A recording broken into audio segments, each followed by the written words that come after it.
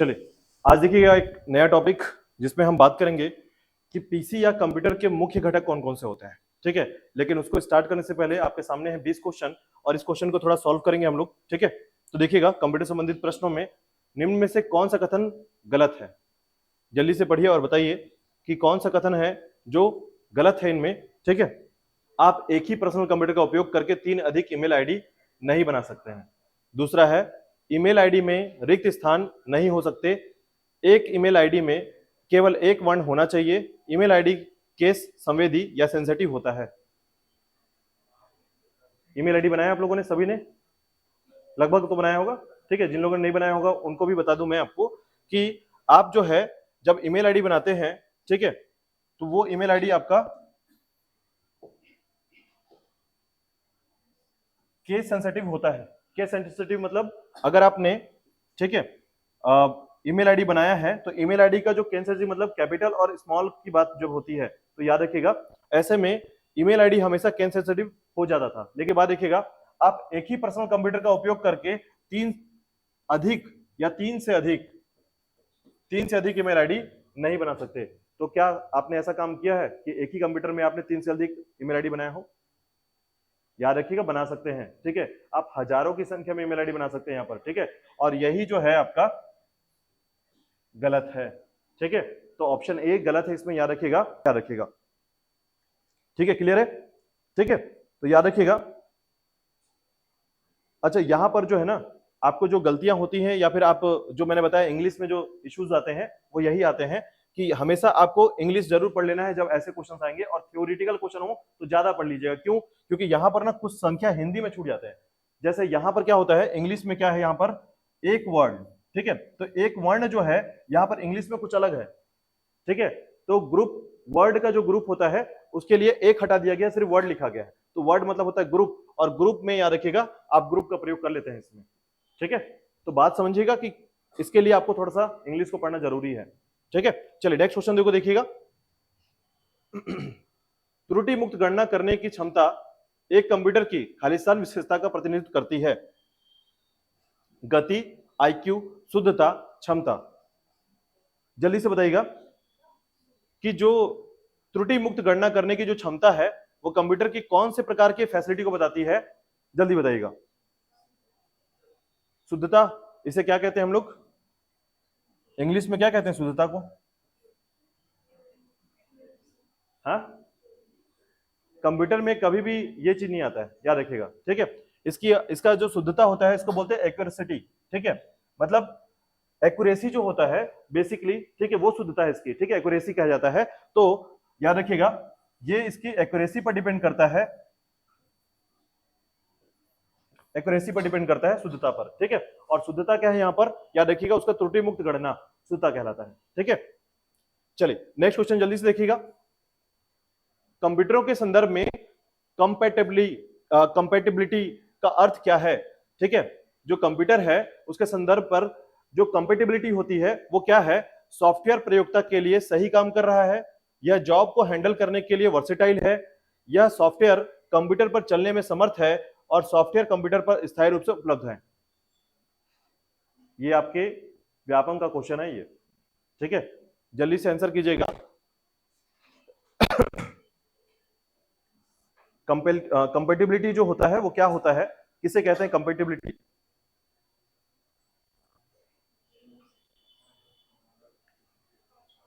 Software प्रयोक्ता के लिए सही काम कर रहा है। ठीक है, कंपैटिबिलिटी क्या होता है पहले ये बताइए मुझे, तब आप इसका आंसर बहुत जल्दी कर पाएंगे। दो लोग की कंपैटिबिलिटी सुना होगा आप लोगों ने?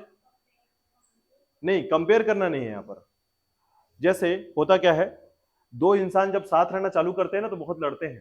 ठीक है, ये कुछ इसी तरीके से समझिएगा कि एक्चुअली कंपैरिजन नहीं है, समझिएगा कि ये चीज क्या है कि एक इंसान का नेचर कैसा है, दूसरे इंसान का नेचर कैसा है, और इन दोनों के मध्य जो है कैसे एक दूसरे के नेचर को मैनेज करते हुए ये दोनों साथ में रह रहे हैं। यही चीज यहां पर काम करता है कि सॉफ्टवेयर और कंप्यूटर इन दोनों के मध्य कंपैटिबिलिटी कैसे है। ठीक है, और ये कब चेक किया जाता है या कैसे चेक किया जाता है? तो याद रखिए कभी कभी क्या होता है, हार्डवेयर जो होता है, आपने सुना होगा कि हार्डवेयर में मुझे ड्राइवर की जरूरत पड़ती है, उसको चलाने के लिए, हार्डवेयर को चलाने के लिए क्या चीज की जरूरत पड़ती है? ड्राइवर की। तो ड्राइवर बेसिकली क्या है, एक सॉफ्टवेयर होता है। ठीक है, तो जो सॉफ्टवेयर है वो प्रयोक्ता के लिए सही काम कर रहा है, ये कंपैटिबिलिटी है। या जॉब को हैंडल करने के लिए वर्सेटाइल है, ये कंपेटिबिलिटी है, सॉफ्टवेयर कंप्यूटर पर चलने में समर्थ है, ये कंपेटिबिलिटी है, यह सॉफ्टवेयर कंप्यूटर पर स्थायी रूप से उपलब्ध है। तो स्थायी रूप से उपलब्ध होना बिल्कुल गलत बात है ये, ठीक है। मतलब आप सॉफ्टवेयर कंप्यूटर पर पहले से ही उपलब्ध है तो इसको बोलेंगे आप इनबिल्ट होना। इसको क्या बोलते हैं हम लोग? इनबिल्ट होना, ठीक है। अगर आपसे पूछा जाएगा कि कोई सॉफ्टवेयर कंप्यूटर पर स्थायी रूप से उपलब्ध है, पहले से ही उपलब्ध है, जैसे कुछ लैपटॉप आप लेने जाते हैं तो आपको एमएस ऑफिस पहले से देता है वो लगा के, ठीक है, तो वो इनबिल्ट माना जाता है, ठीक है। आज के टाइम पर याद रखिएगा सारे ऑपरेटिंग सिस्टम इनबिल्ट कर दिए गए हैं। आप पूरे फॉर्मेट कर दीजिए, आपको बाहर से फिर से डालने की जरूरत नहीं है, आपको किसी भी ऑपरेटिंग सिस्टम को फिर से लैपटॉप में डालने की जरूरत नहीं पड़ती, बस आप क्या करेंगे, फॉर्मेट कर दीजिए, वो फिर से वापस अपने आप इनबिल्ट चालू कर लेगा अपने आप को, ठीक है। तो वो इनबिल्ट सॉफ्टवेयर कहलाता है, ठीक है। अब दूसरा देखिएगा, सॉफ्टवेयर प्रयोक्ता के लिए सही काम कर रहा है। प्रयोक्ता कौन होता है? यूजर, यूजर को प्रयोक्ता कहते हैं, ठीक है। उपयोगकर्ता या प्रयोक्ता, तो याद रखिएगा सॉफ्टवेयर प्रयोक्ता के लिए सही काम कर रहा है लेकिन कंप्यूटर में सही काम ना करे। बात समझिएगा, कंपेटिबिलिटी किस पे चेक कर रहे हैं हम लोग? कंप्यूटर के संदर्भ पर कंपेटिबिलिटी का क्या अर्थ होता है, ठीक है। तो कंप्यूटर के संबंध में याद रखिएगा कि कंपेटिबिलिटी जो होती है वो कंप्यूटर और सॉफ्टवेयर के मध्य देखी जाती है कि अगर मान लीजिए हार्डवेयर हाई डेफिनेशन का हार्डवेयर है या लो डेफिनेशन का हार्डवेयर है और उसमें सॉफ्टवेयर आपका लो डेफिनेशन या हाई डेफिनेशन का हो गया, उच्च नीच हो गया दोनों के बीच में, ठीक है, ऐसे में दोनों की कंपेटिबिलिटी क्या हो जाएगी? खत्म हो जाएगी, ठीक है। एग्जांपल में समझाता हूं, देखिएगा हार्डवेयर में मान लीजिए आपने माइक्रो प्रोसेसर लगाया हुआ है और जो कि आपके 4th जनरेशन का है, पेंटियम 4 है, ठीक है, और आपका सॉफ्टवेयर है विंडोज 11 जो कि अभी लेटेस्ट चल रहा है। ऐसे में ये जो है माइक्रो प्रोसेसर को खा जाएगा, ठीक है। ये होता है कंपेटिबिलिटी, ठीक है। तो समझिएगा कि किसी भी कंप्यूटर के संदर्भ में कंपेटिबिलिटी जो होती है वो हमेशा सॉफ्टवेयर और कंप्यूटर के मध्य चलने का समर्थता को देखा जाता है, ठीक है। बातें क्लियर हो गई, ठीक है। तो याद रखिएगा, और जॉब को हैंडल करने में वर्सेटाइल है। वर्सेटाइल का मतलब होता है कि वो कोई भी काम को कर सकता है, जैसे एमएस ऑफिस, कोई भी सॉफ्टवेयर में उसमें कोई भी काम करा लीजिए, सब काम कर रहा है। एक्सेल में भी काम हो रहा है, आउटलुक में ईमेल भी भेज रहा है वो, ठीक है। उसके अलावा जो है आपका एक्सेल में आपका कोई डेटा तैयार करके दे रहा है, आरडीबीएमएस है उसके अंदर, ठीक है, और वर्ड है मतलब पैराग्राफ सेटिंग करके दे रहा है, तो दुनिया भर के काम कर रहा है। तो लेकिन अगर कंप्यूटर के संदर्भ में देखेंगे तो जॉब हैंडल करने वाला कोई बात ही नहीं आएगी यहां पर, ठीक है। क्लियर है? चलिए नेक्स्ट क्वेश्चन देखिएगा। ठीक है, चलिए इसके बाद देखिएगा नेक्स्ट क्वेश्चन है आपका क्वेश्चन नंबर 4। इनमें कौन सा एक तथ्य खोज तकनीक नहीं है?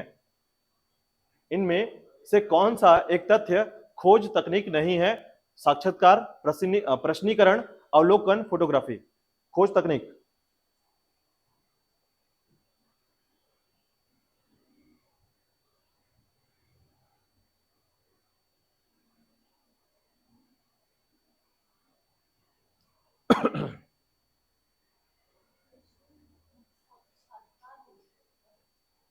हाँ,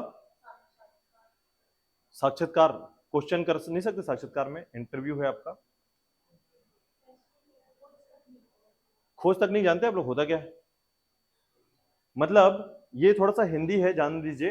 कंप्यूटर के संबंध में इसका प्रयोग थोड़ा सा कम होता है, ये रिसर्च के संबंध में ज्यादा होता है, ठीक है। तो खोज तकनीक क्या होता है एक्चुअली, ये देखिएगा इसमें सभी चीजें जो हैं, ठीक है, जनरली जो है इसमें बस एक बात याद रखिएगा, सभी खोज तकनीक से संबंधित है। बस अंतर इतना है कि कौन ज्यादा है और कौन कम है। बात समझ में आ रही है कि इसमें सारे आंसर सही हैं, लेकिन बस अंतर यह है कि कोई 90% है, कोई 10% है, ठीक है। तो इसमें सही आंसर है आपका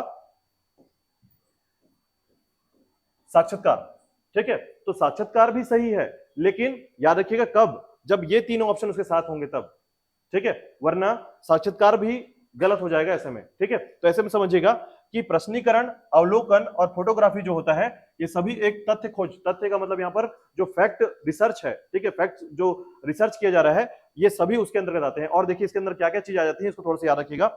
इसके अंतर्गत जो है 5 चीजें आती हैं, ठीक है। कौन कौन सी? तो देखिएगा एक आता है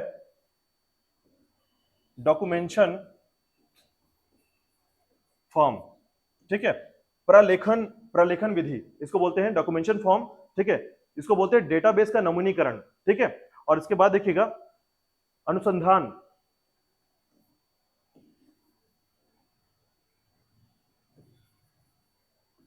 रिसर्च, ठीक है, अनुसंधान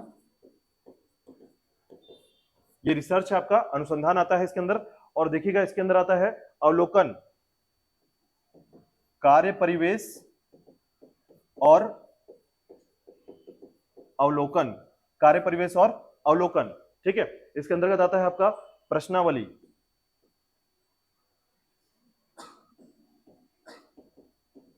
ये याद रखिएगा क्योंकि कभी कभी क्वेश्चन ना कुछ अलग लेवल के पूछे जाते हैं। तो ये आपके कंप्यूटर सेगमेंट के ही हैं, लेकिन कुछ अलग रिसर्च सेंटर पे आते हैं, ठीक है, रिसर्च फॉर्म पे आते हैं। तो डॉक्यूमेंटेशन फॉर्म, ठीक है, दूसरा है रिसर्च अनुसंधान, तीसरा है कार्य परिवेश अवलोकन, प्रश्नावली, और उसके बाद आता है आपका साक्षात्कार, ठीक है, साक्षात्कार इसके बाद आता है लास्ट में। और इसके लास्ट भी आता है, याद रखिएगा, एक और है आपका प्रोटोटाइप, प्रोटोटाइप, ठीक है। ये सभी आपके कंप्यूटर के संबंध में यानी कि साइंस के संबंध में खोज तकनीक कहलाते हैं। कभी भी खोज तकनीक क्या होता है, तो देखिए कभी भी कोई कंप्यूटर डेवलप किया जाता है तो उसके पहले इन सभी चीज बिंदुओं पर पहले रिसर्च किया जाता है। उसके बाद आपका कंप्यूटर जो है, चाहे आप किसी भी कंप्यूटर की तैयारी करें या किसी भी कंप्यूटर के बारे में बनाने की प्रक्रिया को तैयारी करें, तो इन सबको पहले इससे गुजरना पड़ेगा। ब्लूप्रिंट तैयार करना, रिसर्च करना, अवलोकन करना, प्रश्नावली करना। प्रश्नावली का मतलब ये होता है कि आप उन कमियों को और अपनी विशेषताओं को वहां पर कंपेयर करेंगे प्रश्नावली के तहत, ठीक है। और साक्षात्कार का मतलब यहाँ पर इंटरव्यू नहीं है, याद रखिएगा ये भी बात, ठीक है। साक्षात्कार का मतलब यहाँ पर क्या होता है कि अंतिम रूप से जब उसको रूपरेखा दी जाती है, ठीक है, साक्ष्य रूप से, जब उसके साक्ष्य रूप से उसकी रूपरेखा दी जाती है तो उसको साक्षात्कार कहा जाता है यहाँ पर, ठीक है। और ऐसे में देखिएगा प्रोटोटाइप, अंतिम रूप होता है उसका प्रोटोटाइप। प्रोटोटाइप का मतलब होता है कि जिसको देखकर आपने बनाया है। प्रोटोटाइप बोलते हैं ना कि ये जो है, जैसे बोलते हैं, मान लीजिए आपने साइकिल का जितना भी रूप देखा है आप आज तक, साइकिल, साइकिल तो समझ रहे, दो चक्के वाला साइकिल, हैंडल लगा हुआ, आज तक उससे अलग साइकिल देखा है क्या आपने? तो जिसने पहली बार बनाया होगा वो उसका प्रोटोटाइप होगा, बाद में उसी को देख देख के साइकिल बन गया पूरा, ठीक है। उसमें जो हैंडल है, पैडल है, दो चक्के हैं, वो बेसिकली जो पहला था उसका प्रोटोटाइप है वो, ठीक है। तो लाइन से उसी साइकिल के तरीके, बस चक्के को मोटे और पतले कर दिया गया, हैंडल को ऊंचा और नीचा कर दिया गया, कुछ भी बदलाव किया गया, लेकिन एक ही तरीके का रहा, वो उसका प्रोटोटाइप है, ठीक है। तो सिस्टम ये होता है कि जो पहले को देखकर या उसका ब्लूप्रिंट को देखकर बनाया जाता है उसका प्रोटोटाइप कहलाता है। तो दूसरा नंबर हमेशा प्रोटोटाइप होता है, याद रखिएगा।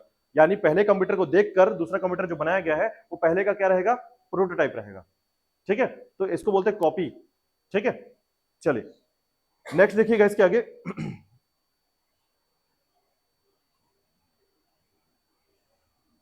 नेक्स्ट क्वेश्चन है आपका, निम्न में से सूचना के गुण हैं संक्षिप्तता, अर्थपूर्णता, यथार्थ और सभी। सूचना, इंफॉर्मेशन के गुण कौन कौन से होते हैं?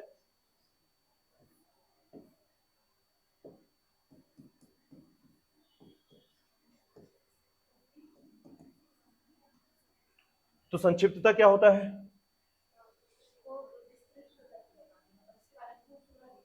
संक्षिप्त में छोटा होता है कि बड़ा होता है? छोटा होता है ना, आप उल्टा जा रहे हैं, ठीक है। संक्षिप्त का मतलब होता है शॉर्ट करना, ठीक है, हाँ, एक्सप्लेनेशन, ठीक है।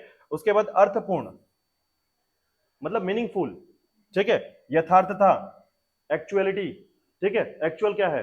इंफॉर्मेशन में आप बोलते हैं ना यहाँ तरह की बातें, इधर उधर की बातें, तो ये वगैरह वगैरह जो चीजें निकल के आती हैं, तो याद रखिएगा जो मेन पॉइंट है जो कि हम बोलते हैं यथार्थता है, वो एक्चुअल में इंफॉर्मेशन है, ठीक है। तो इसी को कहते हैं हम लोग, इन तीनों को मिलाकर बनता है आपका इंफॉर्मेशन, ठीक है। तो सभी आंसर इसमें, ठीक है। चलिए नेक्स्ट क्वेश्चन देखिएगा जल्दी से। किसी कार्य को अंजाम देते समय सीपीयू में बाधा डालने वाले सिग्नल जो कार्य के प्रारंभ अथवा समाप्त होने का द्योतक है कहलाता है?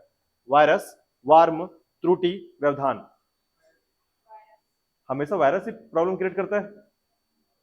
पढ़िए क्वेश्चन, किसी कार्य को अंजाम देते समय सीपीयू में बाधा डालने वाले सिग्नल जो कार्य के प्रारंभ अथवा समाप्त होने का द्योतक है, यानी कार्य जब शुरू हुआ था और अंत हो रहा है तभी, वायरस तो किसी समय भी कुछ प्रॉब्लम कर सकता है। त्रुटि, ठीक है, मतलब हम लोग देखेंगे, बताइए जल्दी से, चार ऑप्शन है आपके पास, कौन कौन सा ऑप्शन इसमें सही ऑप्शन दिखते हैं आपको? व्यवधान किसे कहते हैं, आपने सुना है? व्यवधान नाम नहीं सुना? हाँ, बाधा, ठीक है। और बाधा किसे कहते हैं हम लोग हिंदी में? देखिए आपने व्यवधान, ठीक है, व्यवधान सुना, ठीक है। तो कोई चीज आपको रोक रही है काम को पूरा करने में या खत्म करने में या शुरू करने में, ठीक है। तो ऐसे में देखिएगा, कभी भी एक बात याद रखिएगा, अगर आपसे क्वेश्चन का आंसर वायरस निकालना चाहता है वो, कि आंसर वायरस हो, तो हमेशा पूछेगा कि आपके कंप्यूटर को खराब करने या कंप्यूटर को, पूरी कंप्यूटर का नाम लेगा हमेशा, ठीक है। तो कंप्यूटर को खराब करने या फिर कंप्यूटर को बीमार करने के लिए किसकी कौन सा इसमें कारक है, तो वायरस है, ठीक है। दूसरा पूछता है कि कंप्यूटर के हार्डवेयर, ठीक है, हार्डवेयर या सॉफ्टवेयर की अपने कार्य करने ना देना, कौन सा कारक इसमें आएगा, तो वार्म, कीट, ठीक है। तो वार्म, जो वार्म वायरस होता है, याद रखिएगा उसको हिंदी में कीट कहते हैं, ठीक है। लेकिन ये कीट वो कीट नहीं है जो कि आपके बाहर घूमता भ्रमण करता मिल जाता है, ठीक है। तो यहां पर वार्म क्या है, वार्म भी एक प्रकार का वायरस होता है, ठीक है, वार्म वायरस, इसको हम बोलते हैं ट्रोजन, ठीक है, ट्रोजन, ठीक है, वार्म ट्रोजन सुना होगा आपने। उसके बाद त्रुटि देखिए, इसको बोलते हैं एरर या फिर गलती, ठीक है। तो ऐसे में देखिएगा जो त्रुटि होता है, जो त्रुटि होता है, वो त्रुटि का कार्य यहां पर नहीं होता। क्यों? क्योंकि त्रुटि के अनुसार जो है कंप्यूटर जो है अगर त्रुटि को प्राप्त करता है या कंप्यूटर का, तो कभी भी उसमें क्या लिखा है, देखिए यहां पर सॉफ्टवेयर का नाम लिखा है, कहीं पर भी यहां पर लिखा गया सीपीयू में बाधा डालने वाला सिग्नल, ठीक है। और सीपीयू में बाधा डालने वाला जो सिग्नल होता है वो हमेशा व्यवधान होता है इसका, ठीक है। ये क्वेश्चन जो है ना, क्वेश्चन नहीं है, याद रखिएगा, ये क्वेश्चन जो है बस आपको थोड़ा सा मिसलीड करने वाला क्वेश्चन है, कि आप जो है वायरस में ही फंसे रहेंगे इस क्वेश्चन के कारण, ठीक है। बस क्वेश्चन, ऐसे क्वेश्चन जो आते हैं वो हमेशा आपको मिसलीड करते हैं, केवल सिर्फ ये बात बताते हैं कि आप हमेशा सोचते रहिए कि कंप्यूटर वायरस से खराब हो जाता है, ठीक है। लेकिन याद रखिएगा ये सिर्फ कहा गया है कि कार्य के प्रारंभ होने और समाप्त होने, तो देखिए प्रारंभ में व्यवधान डाला लेकिन चालू हो गया, और उसके बाद समाप्त होने में जब सेविंग हम सेव करते हैं उसको, फिर एक व्यवधान आता है, एरर का मैसेज आता है, ठीक है। लेकिन फिर भी उसके बाद वो जो काम है धीरे से होता है। तो ऐसे में याद रखिएगा वो कहलाता है, केवल इसको बोला क्या जा रहा है, मतलब ये पूछ रहा है कि ये इसको कहते क्या है, तो व्यवधान कहते हैं, बाधा डालना, ठीक है। आपके काम को रोकने के लिए कोई आदमी है, तो आदमी को नहीं पूछ रहा कि वो आदमी क्या है, वो पूछ रहा है उसको, वो जो कर रहा है उसको क्या कहते हैं, तो व्यवधान डाल रहा है वो, ठीक है। ये बहुत सरल सा क्वेश्चन है, बस आप इसको थोड़ा सा 2 बार पढ़ेंगे तब आंसर कर पाएंगे। चलिए नेक्स्ट क्वेश्चन देखिएगा।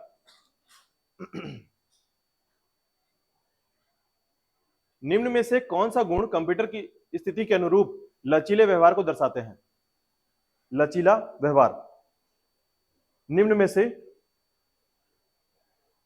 कौन सा गुण है जो कंप्यूटर के लचीले व्यवहार को दर्शाता है, या कंप्यूटर की स्थिति के अनुरूप जो है लचीले व्यवहार को दर्शाता है? सटीकता, विश्वसनीयता, बहुकौशल, अविराम, डिजिलेंस।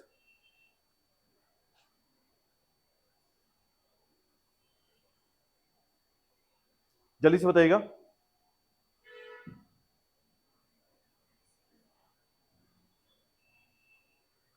कंप्यूटर के लचीला होना, लचीला समझ रहे? अच्छा, कंप्यूटर को तोड़ना मोड़ना नहीं, लचीला का मतलब है कि कंप्यूटर के दिमाग को लचीलापन समझिए, क्या है उसका लचीलापन। तो देखिए उसका लचीलापन किसे कह सकते हैं हम लोग, तो देखिए सटीकता का मतलब भी क्या होता है, तो देखिए जो शुद्धता है वही सटीकता है, इसमें जो शुद्धता है वही सटीकता है, क्योंकि सटीकता का मतलब ये होता है कि आपने बहुत सारे डेटा दिया, उसे छांट कर निकाला, सटीक कर दिया आंसर को, ठीक है। तो इसे हम एक्यूरेसी ही कहते हैं।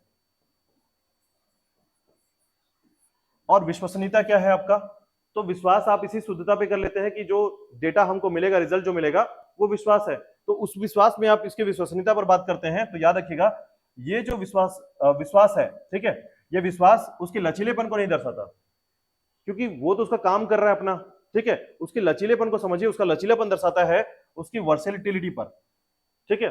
जो वर्सेटाइल होता है, कंप्यूटर एक से टाइम पर अधिक काम कर पा रहा है, यही इसका लचीलापन है, ठीक है। मतलब कंप्यूटर जो है अपने बहुकौशल में आगे बढ़ा हुआ है, ठीक है। तो याद रखिएगा इसकी मीनिंग को समझकर आप आंसर करेंगे, तो उसके बहुकौशल या उसकी वर्सिलिटी जो है, ठीक है, वर्सिटिलिटी जो होता है इसे हम कहते हैं उसका बहुकौशल, और ये इसका लचीलापन है, याद रखिएगा। और बाकी जितने भी हैं इसके गुण जो हैं, ठीक है, डिजिलेंस जैसे अविराम, लगातार काम करते रहना, ठीक है। तो लचीलापन तो ये बिल्कुल नहीं समझ में आएगा कि अविराम होकर काम करना लचीलापन बिल्कुल नहीं, लेकिन बहुकौशल क्या है, एक समय में एक से अधिक काम या मल्टीटास्किंग हो जाना, इसका लचीलापन है, ठीक है। जैसे एग्जांपल के तौर पर आप जो है जिस प्रकार के व्यक्ति को इसमें बैठा दीजिए वो उस प्रकार के व्यक्ति के अनुसार बदल जाएगा, ठीक है। अगर किसी सॉफ्टवेयर एडिटर के पास बैठेंगे आप, तो ये कंप्यूटर क्या कर रहा है, आपके लिए सॉफ्टवेयर बनाने का काम कर रहा है, ठीक है। किसी गेमर के पास बैठा दिए, गेम भी चालू कर दिया, इसने गेम खेलना चालू कर दिया। कोई गाना सुनने वाला व्यक्ति ये गाना सुन लिया, कोई मूवी देखने वाला व्यक्ति मूवी, तो लचीलापन दिखा रहा है अपना कि किसी के साथ भी ये मैनेज कर ले रहा है, ठीक है। तो ये इसका राइट आंसर है, ठीक है। चलिए नेक्स्ट देखिएगा। इसके बाद क्वेश्चन नंबर 8, कंप्यूटर के संबंध में निम्न में से कौन सा कथन ठीक नहीं है? उलझनपूर्ण समस्याओं का समाधान आसानी से किया जा सकता है, प्रक्रिया की गति बहुत ऊंची है, ठीक है, स्मृति और संग्रह की क्षमता अधिक होती है, इसके उच्च सामान्य ज्ञान के कारण अनुपयुक्त निर्देशों की संपूर्ति को यह स्वयं को ही सुधार सकता है। यानी कंप्यूटर के संबंध में निम्न में से कौन सा सही कथन सही नहीं है? तो बिल्कुल आंसर तो आपको मिल गया होगा मुझे लगता है, इसको पढ़ने से आंसर मिल रहा है। देखिए, कंप्यूटर में उलझनपूर्ण समस्याओं का समाधान आसानी से कर सकता है, तो हाँ कर सकता है, क्वांटम कंप्यूटर ले आइए कर लेगा, ठीक है। उसके बाद देखिएगा, प्रक्रिया की गति बहुत ऊंची होती है, मतलब तेज होती है, ठीक है। उसके मतलब स्मृति और संग्रह क्षमता, स्मृति का मतलब होता है मेमोरी और स्टोरेज, मेमोरी और स्टोरेज अच्छा होता है, अधिक होता है, लेकिन उच्च सामान्य ज्ञान के कारण अनुपयुक्त निर्देशों की संपूर्ति, समझिएगा, इसका ज्ञान तो बहुत ज्यादा है, मतलब इंटेलिजेंस ही तो बहुत ज्यादा है, लेकिन अगर एक विलन कंप्यूटर में बैठेगा तो विलन वाला काम सामने वाला को करना पड़ेगा, तो क्या वो अपने निर्देशों को बदल सकता है? समझिए, मैंने कंप्यूटर को निर्देश दिया कि आपके अकाउंट को हैक करना है, तो मैंने उसको जो निर्देश दिया, उसने बोला मेरे को कि नहीं ये गलत काम है, नहीं करना चाहिए ऐसा, ठीक है, तो ऐसा नहीं बोल सकता, वो बोलेगा जी मालिक जो ऐसी आ गया। तो ये वो चीज है जिसमें इतना ज्ञान होने के बावजूद ये स्वयं को नहीं सुधार सकता है। याद रखिएगा, जो काम आप इसको देंगे वही काम ये करेगा, एक तरीके से ये जिन है, ठीक है। चलिए आगे क्वेश्चन को देखिएगा, राइट आंसर इसमें द है। चलिए नेक्स्ट क्वेश्चन देखिएगा, योजना बनाने में प्रयुक्त डेटा यंत्र प्रायः क्या कहा जाता है? योजना विश्लेषण, निर्णय विश्लेषण, निर्णय समर्थक यंत्र, उक्त में से कोई नहीं, ठीक है। ये कंप्यूटर का ही टॉपिक है, याद रखिएगा। आप सोच रहे होंगे कि हिंदी में कहीं से पहुंच गए, इसमें एग्जाम में ऐसे क्वेश्चंस भी आए हुए हैं, ठीक है, बैंकिंग सेक्टर के क्वेश्चन है ये, ठीक है। तो योजना के निर्माण में याद रखिएगा इस तरह के क्वेश्चन पूछे जाते हैं, जिसमें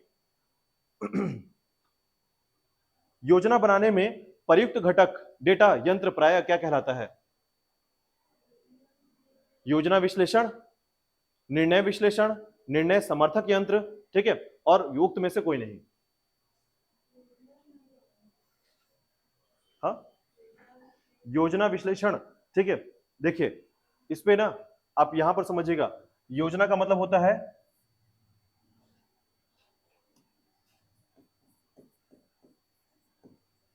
प्रोग्राम, ठीक है। योजना का मतलब क्या है? प्रोग्राम है यहां पर। और एक बात सबसे इंपॉर्टेंट जो आपको याद रखना है कि जो योजना विश्लेषण है, ठीक है, यानी जब आप प्रोग्राम विश्लेषण की बात करते हैं तो विश्लेषण होता है आपका डिसीजन, ठीक है, और यंत्र हो गया आपका मशीन, ठीक है, प्रोग्राम डिसीजन मशीन, ठीक है। और वही अगर आप निर्णय की बात करेंगे तो डिसीजन वाला जो निर्णय आता है डिसीजन के लिए आ गया, ठीक है। तो ऐसे में देखिएगा, विश्लेषण, योजना विश्लेषण जो होता है कभी भी याद रखिएगा योजना बनाने के लिए प्रयुक्त नहीं होता। योजना का विश्लेषण करना नहीं है, आपको निर्णय का विश्लेषण करना होगा, या जो आपका निर्णय है उस निर्णय के साथ, देखिए इसको ये ऐसा समझिएगा कि कोई इंसान है और वो कोई प्रोग्राम बनाना चाहता है, ठीक है, तो प्रोग्राम बनाने के लिए आपको प्रोग्राम का विश्लेषण कर देंगे तो प्रोग्राम बना पाएंगे क्या? आपको ये बताना पड़ेगा कि आपको प्रोग्राम में चाहिए क्या, निर्णय क्या चाहिए, उद्देश्य, ठीक है, यानी रिजल्ट। तो रिजल्ट के लिए आपको निर्णय विश्लेषण करना होगा, याद रखिएगा। मतलब ये बोल रहा हूं मैं कि अगर आपको पिकनिक जाना है तो आपको पता होना चाहिए आप कहां जाना चाहते हैं, ठीक है, मतलब वो निर्णय कि चलो यहां जाना है। और अगर आप बोलूंगा कि योजना विश्लेषण कर लीजिए कि आप क्या क्या करने वाले हैं, पहुंचेंगे क्या वहां पर? मैं समझाने की कोशिश ये कर रहा हूं कि जब भी आप योजना का विश्लेषण करते हैं तो इसका मतलब है केवल प्लानिंग करते हैं, पहुंचते नहीं है कहीं पर, ठीक है। और आपको क्या करना है, यहाँ पर योजना बनाने के लिए प्रयुक्त डेटा किसका चाहिए, तो जहां जाना है उसके बाद, पहुंचने के बाद आप प्लानिंग करते हैं, ठीक है। मतलब इसका एक सीक्वेंस होता है जिसको आप कहते हैं पिरामिड, ठीक है। योजना के विश्लेषण में जब भी आप कोई प्रोग्राम बनाते हैं तो प्रोग्राम बनाने के लिए आपको एक सिस्टमेटिक सीढ़ी में चढ़ना पड़ता है, ठीक है। तो सबसे पहले आपको क्या चुनना पड़ता है इसमें? निर्णय विश्लेषण यंत्र को, ठीक है। यंत्र का मतलब यहां पर कंफ्यूज होता है, मशीन है, ठीक है, मशीन, ठीक है। चलिए नेक्स्ट क्वेश्चन देखिएगा, निम्न में से कौन सा कंप्यूटर का बुनियादी कार्य नहीं है? डेटा को स्वीकार करना, प्रोसेस करना, इनपुट को स्वीकार करना, डेटा को प्रोसेस करना, या टेक्स्ट को स्कैन करना? हाँ, टेक्स्ट को स्कैन नहीं कर सकता ये, ठीक है, क्योंकि ये जो है इसका बुनियादी कार्य नहीं है, याद रखिएगा। तो टेक्स्ट को स्कैन नहीं कर सकता, इसके लिए आपको स्कैनर की जरूरत पड़ेगी, ठीक है। चलिए नेक्स्ट क्वेश्चन देखिएगा, कंप्यूटर के संबंध में निम्नलिखित में से कौन सा कथन गलत है? यह एक लॉजिकल मशीन है और सूचना को प्रोसेस करती है। इसने जो भी कोई सूचना स्टोर की है या उस तक पहुंच सकता है। इसमें कोई भावावेग नहीं होता। इसकी अपनी कोई भावना या चाहत नहीं होती। यह अप्रतिबंधित ढंग से अपनी सूचना तक पहुंचता है। तो कथन को पहले देख लीजिएगा, आपको चुनना क्या है इसमें? गलत। ठीक है, तो जल्दी से बताइएगा गलत क्या है इसमें?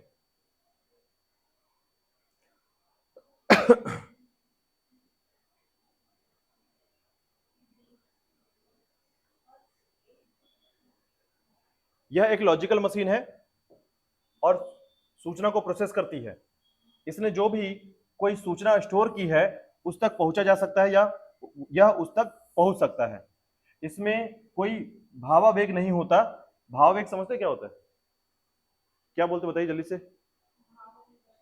इमोशंस। ठीक है, तो इसमें जो है कोई भाव नहीं होता, मतलब खुद का कोई भाव नहीं है। ना ये बता सकता कि मैं लड़की हूं, ना बता सकता मैं लड़का हूं। ठीक है, मतलब कोई भाव नहीं है इसके अंदर। ठीक है, और इसकी अपनी कोई भावना और चाहत नहीं होती।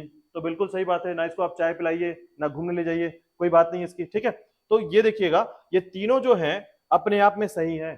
देखिए फिर से पढ़ता हूं, तो कंप्यूटर एक लॉजिकल मशीन होता है, बिल्कुल सही बात है। ठीक है, आप उसको ये पूछिए कि 20 बड़ा है कि 50, तो बताएगा कि 50 बड़ा है। ठीक है, तो लॉजिक यही है कि वो तय कर पाता है कि 50 बड़ा है और 20 छोटा है। दूसरा, इसने कोई भी सूचना स्टोर की है तो वह वहां तक पहुंच सकता है, तो बिल्कुल पहुंच सकता है, चाहे आप पासवर्ड लगा दीजिए वो पहुंच सकता है वहां तक। ठीक है, उसके बाद देखिएगा, इसका भावावेग नहीं होता, उसकी अपनी कोई भावना नहीं होती, लेकिन यह अप्रतिबंधित ढंग से अपनी सूचना तक पहुंचता है। तो ये मैंने अभी आपको बताया, अप्रतिबंधित ढंग से मतलब कि जो भी अगर इस पर प्रतिबंध लगा दिया गया है, अगर प्रतिबंध लगा दिया गया है तो ये सूचना तक नहीं पहुंचेगा या कोई भी नहीं पहुंच सकता। लेकिन अप्रतिबंधित ढंग से अगर सूचना को पहुंचाया जाए तो ये समझेगा कि वो पहुंच ही नहीं सकता इसमें। ठीक है, तो इसका मतलब होता है कि प्रतिबंध और अप्रतिबंध को बस समझना है आपको कि यदि यह अप्रतिबंधित ढंग से अपनी सूचना तक पहुंच सकता है तो ऐसा जरूरी नहीं है या फिर ऐसा नहीं कर सकता ये, क्योंकि इसको पहुंचाने के लिए आपको निर्देश देना पड़ेगा। ठीक है, तो ऐसे में समझिएगा कि इसे अप्रतिबंधित ढंग से अपनी सूचना तक ये नहीं पहुंच सकता है। ठीक है, चलिए नेक्स्ट क्वेश्चन देखिएगा। इसके बाद, भारत की सिलिकॉन वैली कहां स्थित है? ये तो आपका एक सेकंड में आंसर आ जाना चाहिए। हैदराबाद, नोएडा, चेन्नई, बेंगलुरु। चलिए, जिन लोगों को नहीं पता था याद रख लीजिएगा, भारत का सिलिकॉन वैली कहलाता है बेंगलुरु। देखिएगा, तो कभी आपसे पूछा गया तो कंपनी का नाम याद रखिएगा, फॉक्सकॉन। ठीक है, फॉक्सकॉन कंपनी है, आपके ताइवान की कंपनी है। ठीक है, नेक्स्ट क्वेश्चन है, किस तरह का उपकरण डायोड है? डायोड तो आप जानते ही होंगे, बहुत सारे फिजिक्स में डायोड का यूज होता है। फिजिक्स में बहुत सारे शब्द सुना होगा डायोड का, तो सर्किट में डायोड का यूज होता है, ट्रांजिस्टर का यूज होता है। तो देखिए, सिंगल पोलर और उसके बाद बाइपोलर, रेखीय, आरेखीय। पढ़े हैं आप लोग डायोड के बारे में सुना होगा। ठीक है, तो बताइए इसमें कि किस तरह का उपकरण डायोड है, मतलब डायोड बेसिकली क्या काम करता है या कैसा होता है?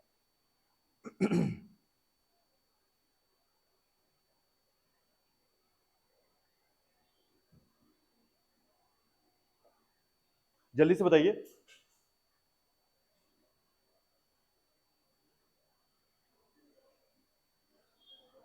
क्या द्विपार्श्वीय होता है, रेखीय होता है, आरेखीय होता है या एक रेखीय एक ध्रुवीय होता है? चलिए आंसर कर ले।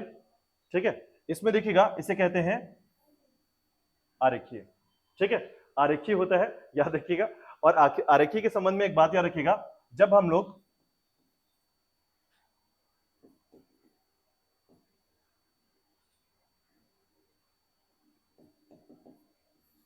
इलेक्ट्रिक सर्किट की बात करते हैं, इलेक्ट्रिक सर्किट की बात करते हैं, तो ये हमेशा एक सिंगल परिपथ पे होता है।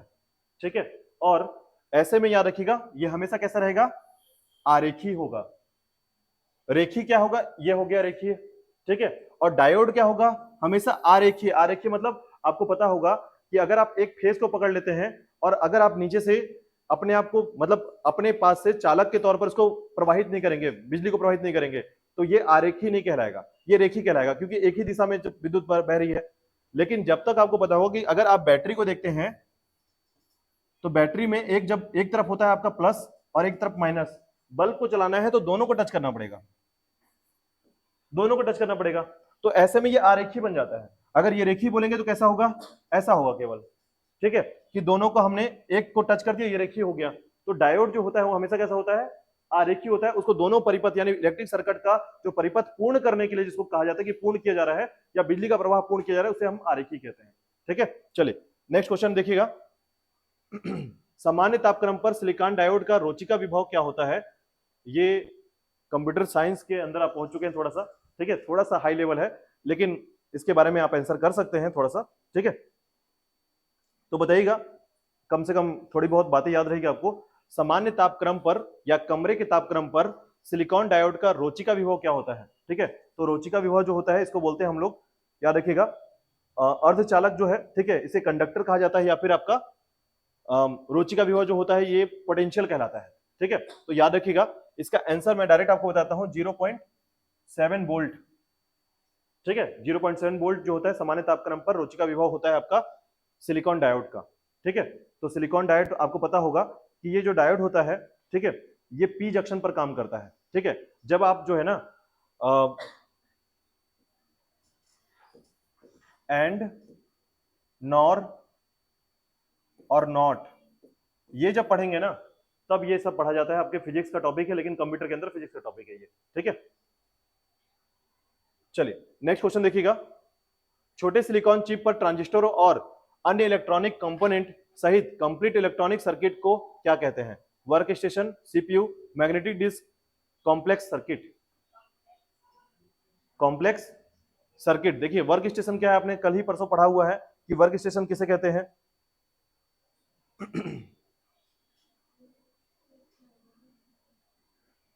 जल्दी बताइए कि छोटे सिलिकॉन चिप पर ट्रांजिस्टरों और, ठीक है, अच्छा वर्क स्टेशन तो आपने पढ़ लिया, क्या है, एक कंप्यूटर का प्रकार है। सीपीयू क्या है, तो ये सेंट्रल प्रोसेसिंग यूनिट है। ठीक है, इसका कोई कॉन्सेप्ट यहां पर काम नहीं कर रहा। मैग्नेटिक डिस्क क्या होता है, तो याद रखिएगा स्टोरेज डिवाइस एक तरीके का मैग्नेटिक डिस्क। और यहां पर देखिएगा कॉम्प्लेक्स सर्किट जो है, ये भी आंसर नहीं है, याद रखिएगा। ठीक है, तो यहां पर आंसर कुछ अलग से आपको याद रखना पड़ेगा, इसमें आंसर नहीं आया है। ठीक है, इसमें राइट आंसर है आपका आईसी, इंटीग्रेटेड चिप, इसका राइट आंसर होगा। ठीक है, तो देखिए एक छोटे सिलिकॉन चिप यानी आईसी पर ट्रांजिस्टरों और अन्य इलेक्ट्रॉनिक कंपोनेंट सहित कंप्लीट इलेक्ट्रॉनिक सर्किट को कहते हैं हम आईसी कहते हैं। ठीक है, इंटीग्रेटेड चिप कहा जाता है। ठीक है, चलिए नेक्स्ट क्वेश्चन देखिएगा, 5 क्वेश्चन और। एक मल्टीपर्पज प्रोग्रामेबल डिवाइस है जो इनपुट के रूप में डिजिटल डेटा एक्सेप्ट करता है, अपनी मेमोरी में स्टोर्ड इंस्ट्रक्शंस के अनुसार प्रोसेस करता है और आउटपुट के रूप में रिजल्ट प्रोवाइड करता है। Micro processor, control unit, floppy disk या रोम। एक मल्टीपर्पज प्रोग्रामेबल डिवाइस, ठीक है, जो इनपुट के रूप में डिजिटल डेटा एक्सेप्ट करता है, अपनी मेमोरी में स्टोर्ड इंस्ट्रक्शन के अनुसार प्रोसेस करता है, मतलब अपनी मेमोरी में स्टोर्ड इंस्ट्रक्शन के साथ अनुसार प्रोसेस करता है और आउटपुट के रूप में रिजल्ट प्रोवाइड करता है। कौन है ऐसा? Micro processor. कब उसके अंदर स्टोर कोई डेटा एक्सेप्ट होता है क्या? पहले से कोई मेमोरी होती है क्या माइक्रो प्रोसेसर में? कंट्रोल यूनिट क्या करता है? वो कंट्रोल करता है। ठीक है, समझिए बात को, एक मल्टीपर्पज प्रोग्रामेबल डिवाइस है ये। ठीक है, हाँ, रोम। ठीक है, देख लीजिए और क्या क्या आ सकता है।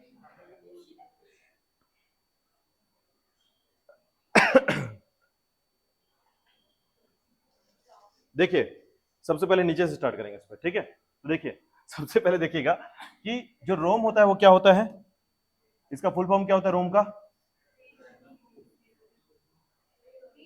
रीड ओनली मेमोरी, वो रेम का है। ठीक है, हाँ, तो ये देखिएगा रीड ओनली मेमोरी। ठीक है, रीड ओनली मेमोरी याद रखिएगा, ये पहले से लिखा गया एक सिस्टम होता है, यानी आप इसको जो है चेंज नहीं कर सकते हैं।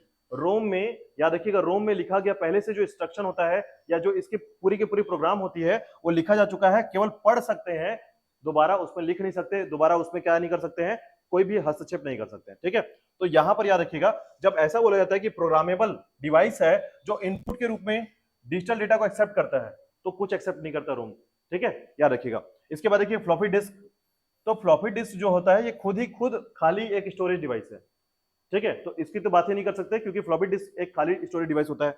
इसके बाद एक कंट्रोल यूनिट की बात करते हैं। कंट्रोल यूनिट याद रखिएगा इंस्ट्रक्शन लेता है, ठीक है, लेकिन रिजल्ट नहीं देता, ये याद रखिएगा, रिजल्ट ये नहीं देता क्योंकि कंट्रोल यूनिट कभी भी रिजल्ट नहीं देता। और क्यों नहीं देता? क्योंकि ये क्या करता है, डिवाइस को कंट्रोल करता है,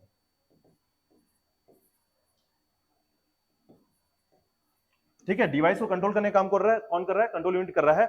आपका माइक्रो प्रोसेसर देखिएगा, तो माइक्रो प्रोसेसर का काम एक बार समझिएगा थोड़ा सा कि माइक्रो प्रोसेसर जो होता है इसमें क्या बना हुआ है, ठीक है, तो देखिए ये माइक्रो प्रोसेसर जो है ये छोटे छोटे ट्रांजिस्टर से बना हुआ एक पूरा का पूरा सर्किट होता है, ठीक है। और ऐसे में देखिएगा जो माइक्रो प्रोसेसर होता है इसमें आपका जो प्रोग्राम होता है, ठीक है, इस डिवाइस में एक प्रोग्राम लिखा जाता है, उस प्रोग्राम को हम कहते हैं, तो उसको देखिए वो माइक्रो प्रोसेसर है और इसी का काम है प्रोसेस करना, ठीक है, प्रोसेसर प्रोसेस करना।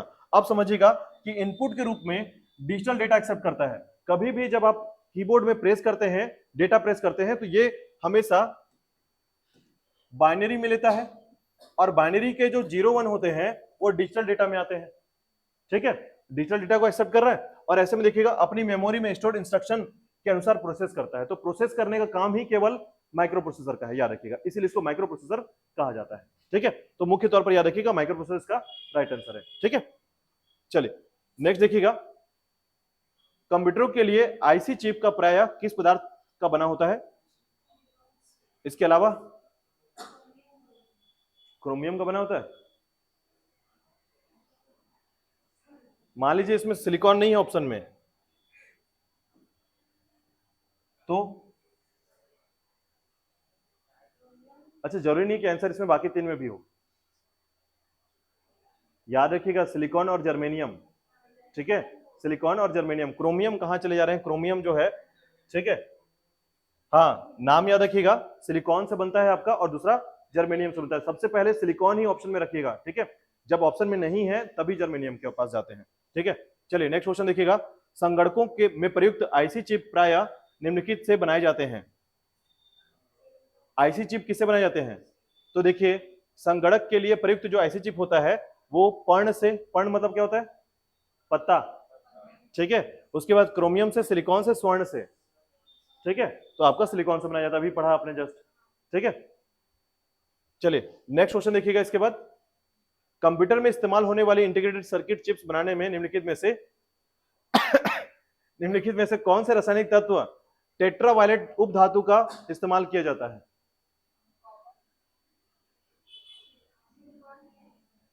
पूरा पढ़िएगा, इंटीग्रेटेड सर्किट चिप बनाने में निम्नलिखित में से कौन से रासायनिक तत्व टेट्रावायलेट उपधातु का इस्तेमाल किया जाता है? सिलिकॉन का, ठीक है। बस ये तीन क्वेश्चन का आंसर एक ही तरीके का है, बस घुमा फिरा कर आपको क्वेश्चन किया गया है, ठीक है। तो आईसी के लिए याद रखिएगा आप, ठीक है। और कौन कॉपर कौन बोल रहा था? चलिए नेक्स्ट क्वेश्चन देखिएगा, कंप्यूटर में आईसी का अर्थ होता है, हाँ,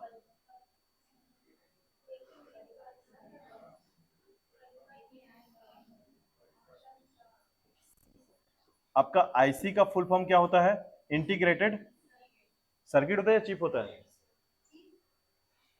इंटीग्रेटेड चिप होता है या सर्किट होता है?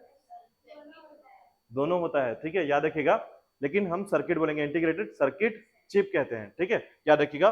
तो चिप्स के आकार का होता है इसलिए इसको चिप्स कहा जाता है, तो याद रखिएगा एकीकृत परिपथ, ठीक है। चलिए आज का टॉपिक थोड़ा सा